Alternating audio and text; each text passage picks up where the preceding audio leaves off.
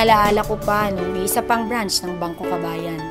Sa simula pa lang, naging malinaw na ang hangarin ng mga nagtatag nito, ang makatulong sa mga tao, lalo na sa maliliit na negosyante.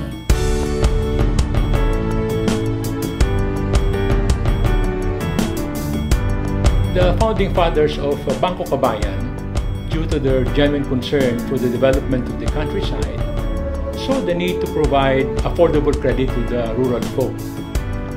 And so, over 50 years ago, they established this bank, and until today, it tries its level best to provide relevant and reasonably priced financial services to the rural entrepreneur.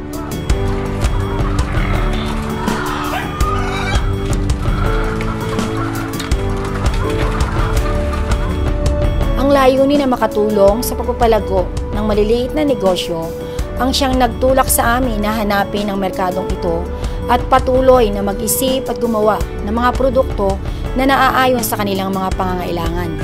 Naging malinaw sa amin kung sino talaga ang aming mga kliyente at kung papaano kami magiging katuwang nila sa paglago. Today, Bangko Kabayan is a partner to over 60,000 depositors and borrowers in the province of Batangas, Laguna, and Quezon.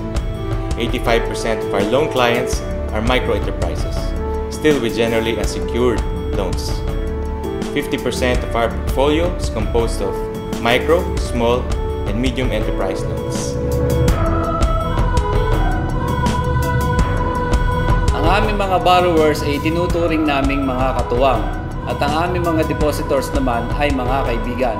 Alam naman natin, ang mga kaibigan hindi lang nagtutulungan kundi may tiwala rin sa isa't isa. Ang pamantayan ng aming tagumpay ay ang pag-unlad ng mga komunidad na aming pinagsisilbihan.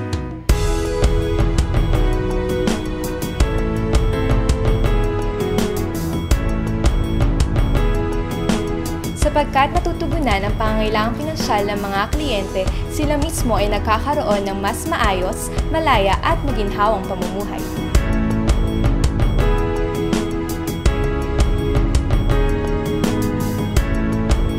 Higit pa dyan, nakakapagpatapos sila ng kanilang mga anak sa eskwela, nagkakaroon sila ng sariling boses sa komunidad, at nakapagbibigay ng trabaho sa kapwa.